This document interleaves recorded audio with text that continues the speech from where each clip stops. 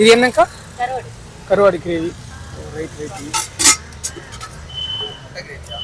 இது முட்டை. இது முட்டை கிரேவிங்க. இது களிங்க.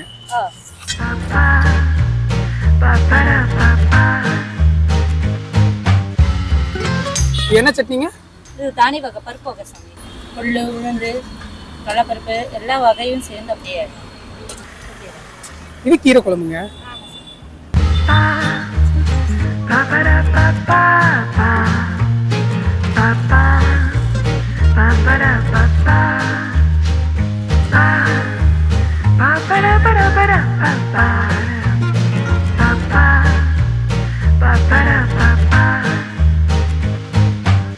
இது களி வித் கருவாட்டு குழம்பு. ஃபர்ஸ்ட் டைம் கருவாட்டு குழம்போட களி ட்ரை பண்ணுறேன். முட்டை குழம்பு.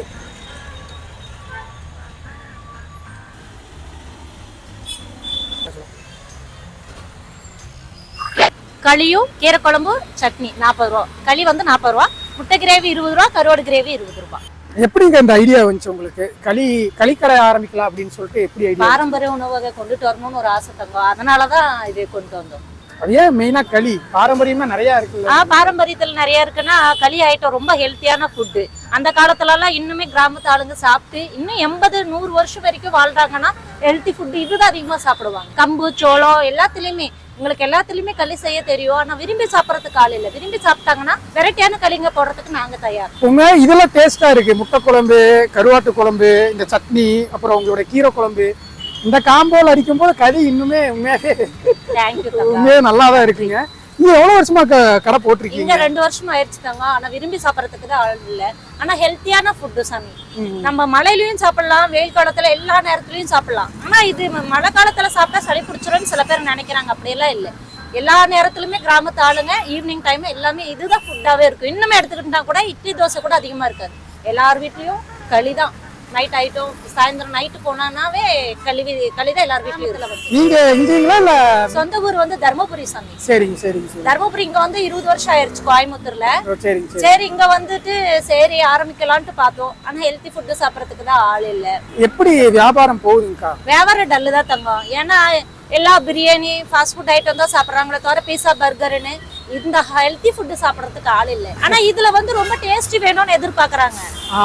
இருந்தாலும் இருக்கிற அளவுக்கு நம்ம உடம்பு ஹெல்த்தி தான் பார்க்கணுமே தவிர இதுல நோ கலரிங், அஜினோமோட்டோ எதுவுமே நாங்க யூஸ் பண்றதில்ல. எப்பயுமே வீட்டுல செய்யற மாதிரி தான் செஞ்சு கொண்டு வருவோம். கண்டிப்பா வந்து சாப்பிடுங்க. இது சாப்பிடறதுனால சுகர் பேஷண்ட்டுக்கு சுகர் கண்ட்ரோல் ஆகும். உடம்பு குறைக்கணும்னு நினைக்கிறவங்களுக்கு தொப்பை கண்டிப்பா குறையும்.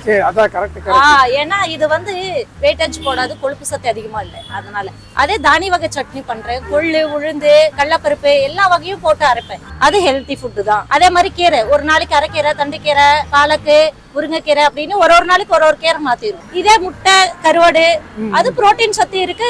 முட்டை கருவாடு சாப்பிடறதுனால எலும்பு சத்துக்கு ரொம்ப நல்லது. கம்ப்ளீட்டாவே புரோட்டீன் தான். புரோட்டீன் சத்து தான் இருக்கு. அதுதான் சாமி சொல்றேன். கண்டிப்பா பாக்குறவங்க எல்லா நாளும் சாப்பிடலாம். மழையில வெயில்ல எல்லாத்துலயும் சாப்பிடலாம். தயவு செய்து வந்து விரும்பி சாப்பிட்டுப்பாங்க. இப்ப இது களிங்கிறது என்னது? எப்படி செய்வீங்க சாமி? நல்லா முதல்ல தண்ணி வச்சு உலைய கொதிக்க வச்சு லைட்டா அரிசி யூஸ் பண்ணுவோம் சாமி. என்ன அரிசி யூஸ் பண்ணுவீங்க? அரிசி நம்ம நார்மலான அரிசி யூஸ் பண்ணி அது நல்லா வெந்துடணும். லைட்டா மட்டும். ஏன் லைட்டா அரிசி போடுறோம்னா வெறும் களி மாவு, ராகி மாவு சாப்பிடும் போது லூஸ் மோஷன் ஆகும். ஃபர்ஸ்ட் சாப்பிடுறவங்களுக்கு வெறும் மாவு களி வந்து அதுவும் இல்லாம புதுசா சாப்பிடுறவங்களுக்கு லூஸ் மோஷன் ஆகும். சீக்கிரம் ஜீரண சக்தி ஆகாது. அதே நம்ம ரைஸ் லைட்டா சேர்த்தும் போது நல்லா ஜீரண சக்தி ஆகும். அதுக்கோசரம் எப்பயுமே ரைஸ் அது நல்லா கொள்ளஞ்சு வந்த பின்னாடி நல்லா ராகி மாவு ஜலிச்சு எடுத்து வச்சு நல்லா போட்டு அது கொதிக்க வச்சு அப்புறம் கிண்டி எடுத்துட்டு வந்து உருண்டை பிடிக்கிறது. ராகியும் ரைஸும் மிக்ஸ் பண்ணி லைட்டா ரைஸ் எப்பயுமே மிக்ஸ் பண்ணுவோம். நிறைய நேரம் கிண்டணும் அப்படின்னு கேள்விப்பட்டிருக்கேன். கிண்டணும். ஏன்னா அது ராகி மாவு வந்து அந்த பச்சை வாடை இருக்கு இல்லையா, அது போற வரைக்கும் அதுல போட்டு நல்லா வேக வச்சு கொதிக்க வச்சு கிண்டி அப்புறம் இறக்கி அப்புறம் தான் உருண்டை கட்டி எடுத்து வைக்கணும். இவ்வளவு ப்ராசஸ் இருக்கு. எப்போ எந்திரிப்பீங்க? இதெல்லாம் எப்போ ரெடி பண்ணுவீங்க? காலையில நான் 3:30-4 மணிக்கெல்லாம் எந்திரிச்சிருவேன். 4:30 மணிக்கு எந்திரிப்பீங்க? ஏன்னா வீட்டுல எல்லா வேலையும் நான் ஒருத்தி தான் செய்யணும். 3 குழந்தைங்க, அவங்கள எல்லாம் ஸ்கூலுக்கு அனுப்பிட்டு நானும் இது செஞ்சு துவைக்கிறது பிடிக்கிறது எல்லாமே தண்ணியில இருந்து வெளிதான். அதெல்லாம் முடிச்சுட்டு வரதுக்கு இங்க 10:30 ஆயிரும் சாமி. 10:30 வந்தோன்னா முடிஞ்சதுன்னா கிளம்பிடுவேன். இல்லை கம்பல்சரி 4 மணி வரைக்கும் இங்க இருப்பேன். நீங்க ஒருத்தங்க மட்டும்தான் நான் ஒருத்த மட்டும் தான் support, சர்வீஸ். வேற வேற support யாரும் சப்போர்ட் எல்லாம் எதுவும் இல்ல தங்கம். சரிங்க சரி. இப்போ எவ்வளவு உருண்டை கொண்டு வருவீங்க, எவ்வளவு சேல் ஆகும் உங்களுக்கு? ஒரு நாளைக்கு 15 இல்லன்னா 20 கொண்டு வருவேன். ஒரு சில நாள் வித்து போயிரும், ஒரு சில நாள் மீதியே எடுத்துட்டு போவேன். ஒரு சில நாள் கம்ப்ளீட்டா கம்ப்ளீட்டா 20 நாளும் 15 நாளும் வித்துரும். ஒரு டைம் இன்னும் கொஞ்சம் எக்ஸ்ட்ரா பிசினஸ் வந்துச்சுன்னா இது இன்னும் டெவலப் பண்ற ஏதாவது ஐடியா ஏதாவது வச்சிருக்கீங்களா? கண்டிப்பா சாமி. இன்னும் களியுமே, கோதுமை, சோளம், கம்பு எல்லாத்தையுமே வெரைட்டியும் பண்ணுவேன். இன்னுமே டைம் கூட எச்சா பண்ணி கூட நான் வெயிட் பண்றதுக்கு தயார். மெயினா இப்ப களி சாப்பிடுறாங்க, எந்த சைடிஷுக்காக மெயினா வருவாங்க?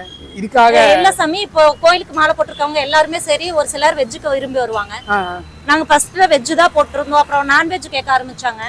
சரி, சிக்கன் குழம்பு வச்சோம், அந்த அளவுக்கு சூட்டபிள் இல்லை. நாங்க கருவாடு அப்புறம் முட்டை கிரேவி வச்சோம். இப்போ முட்டை கிரேவி கருவாடுக்கு சில பேர் வருவாங்க. ரெகுலர் கஸ்டமர்ஸ் எல்லாம் இருக்காங்களாக்கா? ரெகுலர் கஸ்டமர்ஸ் இல்ல தங்கம், வழிபோக்கு மாதிரி வரதாங்க சாப்பிடுறாங்க. இல்ல உங்களுக்கு தோணுது இல்லையா, இப்ப நீங்களே சொல்றீங்க இது டல்லுதான் அப்படின்னு சொல்லிட்டு? சாமி, இன்னைக்கு இல்லனாலும் இன்னொரு நாளைக்கு நம்ம புடிச்சுக்கலாம்ன்ற ஒரு மனதைரியம், அந்த மைண்ட் செட் தான் இப்படி இருந்தாலும். ஏன்னா சுகர் பேஷண்ட்க்கு இதுக்கு ரொம்ப நல்லது. அப்படியே உடம்பு குறைக்கிறவங்களுக்கு எல்லாம் இது சாப்பிடணும்னு நினைப்பாங்க. ஹெல்த்தி ஃபுட் வேணும்னு நினைக்கிறவங்க எல்லாம் கண்டிப்பா இது பார்த்தாங்கன்னா வந்து சாப்பிட ஆரம்பிப்பாங்க. ஆக்சுவலா மறுபடியும் பழைய காலத்துக்கு போற மாதிரி ஹெல்த்தி நோக்கி தான் போயிட்டு இருக்காங்க. இது மத்த மில்லட்ஸ் அதெல்லாம் நோக்கி இன்னைக்கு இல்லனாலும் நாளைக்கு ஓடுன்ற ஒரு மனதைரியத்துல தான் இத்தனை வருஷமும் கண்டினியூ பண்ணிட்டு இருக்கேன். ரொம்ப ஆனா நல்லா இருந்துச்சுக்கோங்க. எனக்கு ரொம்ப பிடிச்ச இந்த முட்டை கிரேவி சட்னி. இந்த அட்ரஸ் மட்டும் கரெக்டா போடுங்க. சரி, நீங்களே அட்ரஸ் சொல்லிருங்க கரெக்டா. கோயம்புத்தூர் 100 அடி பவர் ஹவுஸ், சென்னை மொபைல்ஸ் ஆப்போசிட்ல கடை இருக்கு சாமி. சென்னை மொபைல்ஸ் ஆப்போசிட்ல. ஆமா, எஸ்எஸ் விஷ்ணு களி கடை. கடை பேர் நல்லா ஞாபகம் வச்சுக்கோங்க.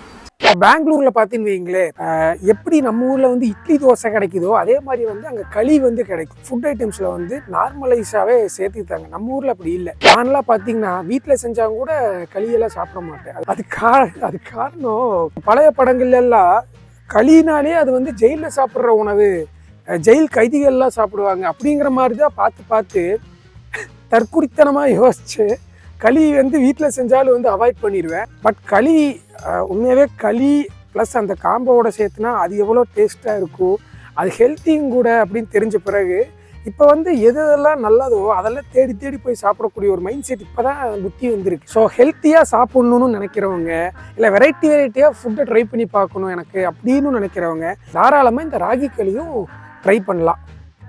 இன்னைக்கு இல்லனாலும் நாளைக்கு ஓடுன்ற ஒரு மனதைரியத்துல தான் இத்தனை வருஷமும் கண்டினியூ பண்ணிட்டு இருக்கேன்.